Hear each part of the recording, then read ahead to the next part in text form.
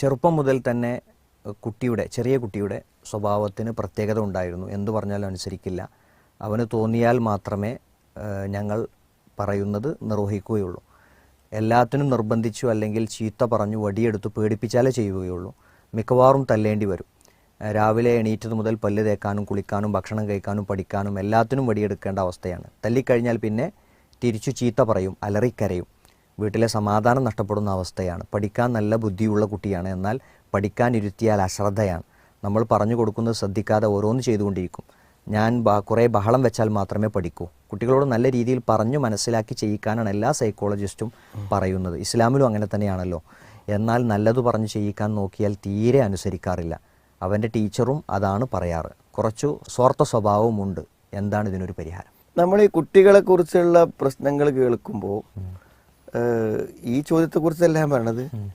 കുട്ടികൾ ഇതൊക്കെ എന്തോ ബോധപൂർവം മാതാപിതാക്കളൊക്കെ എന്തോ പ്രശ്നത്തിലാക്കാൻ വേണ്ടി അവർ കരുതി കൂട്ടി എന്തൊക്കെയോ ചെയ്യുകയാണെന്നാണ് പൊതുവെ നമ്മൾ ഈ ക്വസ്റ്റ്യൻസ് കേൾക്കുമ്പോൾ തോന്നുന്നത്. സത്യത്തിൽ കുട്ടികൾ അങ്ങനെ ചെയ്യുന്നവരല്ല. നമ്മൾ ആദ്യം മനസ്സിലാക്കണം. എന്തെല്ലാം പെരുമാറ്റ ദൂഷ്യങ്ങളും വാശിയും പ്രശ്നങ്ങളും ഒക്കെ ഉണ്ടെങ്കിലും അതിന് അതിൻ്റേതായ ചില കാരണങ്ങൾ ഉണ്ടാകും എന്ന കാര്യത്തിൽ യാതൊരു സംശയവുമില്ല. ഇപ്പോൾ ഒരു കുട്ടി വളരെ നല്ല കുട്ടിയായിട്ട് നല്ല സ്വഭാവം, നല്ല പെരുമാറ്റം, നല്ല അച്ചടക്കം, അങ്ങനെ അവനൊരു 3-4 വയസ്സാവുമ്പോൾ എന്ത് ചെയ്തു, താഴെ ഒരു കുട്ടി പ്രസവിക്കപ്പെട്ടു എന്ന് വിചാരിക്കുക. അപ്പോൾ ആ കുട്ടി ആയിട്ട് ഉമ്മാക്ക് എന്ത് ചെയ്യും, മുല കൊടുക്കലും ബന്ധുക്കായിട്ട് ആ കുട്ടിയാണ് എപ്പോഴും ഉമ്മൻ്റെ കയ്യിൽ. അപ്പോൾ ഇന്നലെ പ്രസവിക്കുന്നതിൻ്റെ തലേന്ന് വരെ ഇവനെ മാത്രം എടുത്ത് വളർത്തി കൊണ്ടടന്ന് സ്നേഹിച്ച് ഭക്ഷണം കൊടുത്ത് കൂടെ കിടത്തിയിരുന്ന ഉമ്മൻ്റെ അടുത്ത് വേറൊരു കുട്ടി വന്നു. അവന് നോക്കാൻ സമയമില്ലാതെയായി.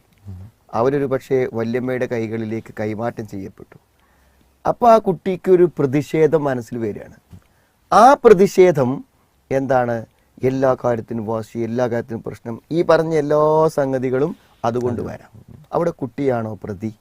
ഞാനൊരു ഉദാഹരണം പറഞ്ഞെന്ന് മാത്രമേ ഉള്ളൂ. അപ്പോൾ നമ്മൾ കണ്ടുപിടിക്കണം എന്തുകൊണ്ടാണ് ഈ കുട്ടി ഇങ്ങനെ എന്നുള്ളത് കണ്ടുപിടിക്കണം. പിന്നെ ഒരിക്കലും എന്തല്ല വെച്ചാൽ ഇന്ന മിൻകും മുനഫിരി എന്നാണ് നബി സ്വല്ലല്ലാഹു അലൈഹി വസല്ലം പറഞ്ഞത്, ബുഖാരി ഹദീസ്. നിങ്ങളിൽ വെറുപ്പിക്കുന്ന ചിലരുണ്ട് എന്നാണ്.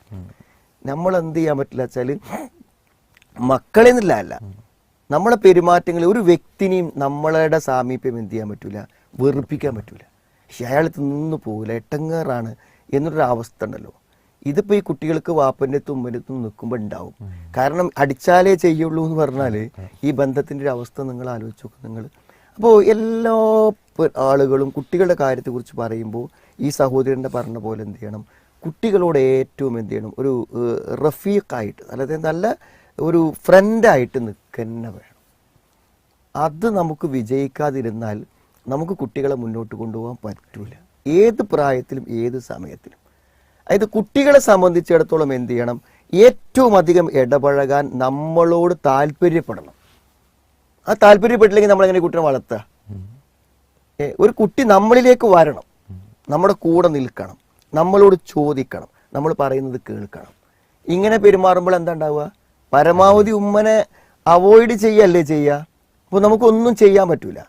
അപ്പോൾ ഓരോ പെരുമാറ്റങ്ങളും നമ്മളെ കുട്ടിയിലേക്ക് അടുപ്പിക്കുന്നു. നമ്മൾ ഫുഡ് കൊടുക്കുമ്പോൾ കുട്ടിയിലേക്ക് അടുക്കുകയാണ്, മുല കൊടുക്കുമ്പോൾ കുട്ടിയിലേക്ക് അടുക്കുകയാണ്, കുട്ടിയെ കുളിപ്പിക്കുമ്പോൾ നമ്മൾ കുട്ടിയോട് അടുക്കുകയാണ്. പക്ഷെ ഇതൊക്കെ എന്താണ്, ഇതൊക്കെ വേറൊരു തലത്തിൽ വരുമ്പോൾ ഇതൊക്കെ കുട്ടിയോടുള്ള എന്താണ്, ഒരു പ്രതികാര നടപടികളായിട്ട് വരിക. ഉമ്മ കുളിപ്പിച്ചതുകൊണ്ട് ദേഷ്യം ഉണ്ടാവുക ചെയ്യുന്നത്, ഉമ്മ ഭക്ഷണം കൊടുത്തപ്പോൾ ദേഷ്യം ഉണ്ടാവുക ചെയ്യുന്നത്, ഉമ്മ പഠിക്കാൻ പറഞ്ഞപ്പോൾ ദേഷ്യം ഉണ്ടാവുക ചെയ്യുന്നത്, മനസ്സിലായി? ഉമ്മ സ്കൂളിലേക്ക് ഒരുക്കി പുറപ്പെടുക്കുമ്പോൾ ഉമ്മനോട് ദേഷ്യം ഉണ്ടാവുക ചെയ്യുന്നത്. കാരണം ഒക്കെ നിർബന്ധിച്ചിട്ടും വടി കാണിച്ചിട്ടും ഇതൊക്കെ ചെയ്യണത്. ഇതൊക്കെ സ്നേഹത്തിലല്ലേ ചെയ്യണത്. കുളിപ്പിക്കുന്ന ഉമ്മനോട് സ്നേഹം ഉണ്ടാവും, ഭക്ഷണം കൊടുക്കുന്ന ഉമ്മനോട് സ്നേഹം ഉണ്ടാവും. അപ്പോൾ ഇതെല്ലാം സ്നേഹമുണ്ടാക്കുന്നതിന് പകരം എന്താണ്, വെറുപ്പുണ്ടാക്കുന്നതിലേക്ക് എത്തുമ്പോൾ എന്താണ്, ആ ബന്ധം അവിടെ വഷളായി പോകും.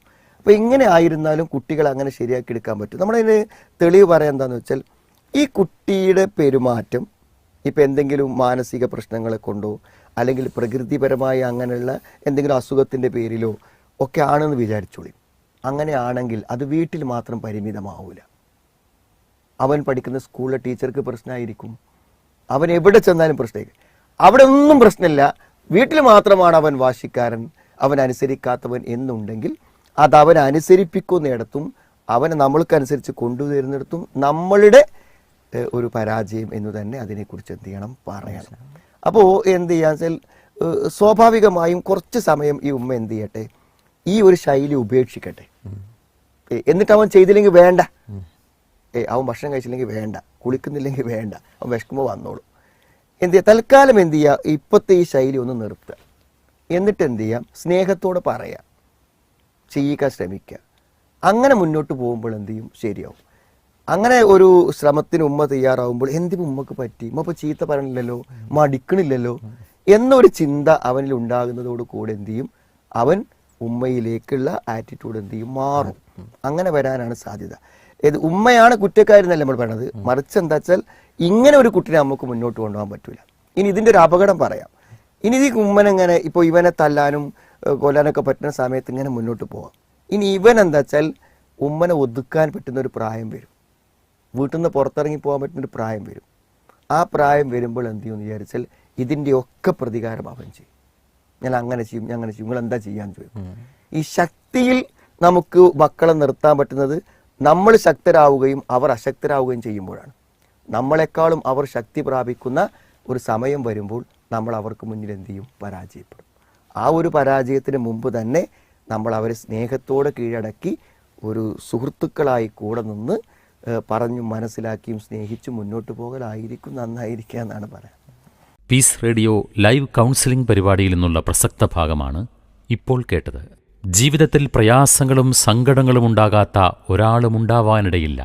എന്നാൽ സങ്കടങ്ങൾ പങ്കുവെക്കാനും പരിഹാരം നിർദ്ദേശിക്കാനും ആരെങ്കിലുമുണ്ടെങ്കിൽ എന്തൊരാശ്വാസമായിരിക്കും. നമ്മേക്കാൾ കൂടുതൽ കഷ്ടപ്പെടുന്നവർ ഉണ്ടെന്നറിയുമ്പോൾ നമ്മുടെ വിഷമങ്ങൾ പലതും നിസ്സാരമായും തോന്നാം. സങ്കടങ്ങൾ പങ്കുവെക്കപ്പെടുമ്പോഴേ പാതി വിഷമം പരിഹരിക്കപ്പെട്ടുവെന്ന ആശ്വാസം വന്നുചേരും. പക്ഷേ അതിന് പറ്റിയ ഒരത്താണി കിട്ടുന്നില്ല എന്നതായിരിക്കും നിങ്ങളുടെ പ്രശ്നം. വിഷമിക്കേണ്ട, പീസ് റേഡിയോ നിങ്ങൾക്കൊപ്പമുണ്ട്. ഗൂഗിൾ പ്ലേ സ്റ്റോറിൽ നിന്നും പീസ് റേഡിയോ ആപ്പ് ഡൗൺലോഡ് ചെയ്യൂ. ഫീഡ്ബാക്ക് ഓപ്ഷൻ വഴി കമന്റ് ചെയ്യൂ.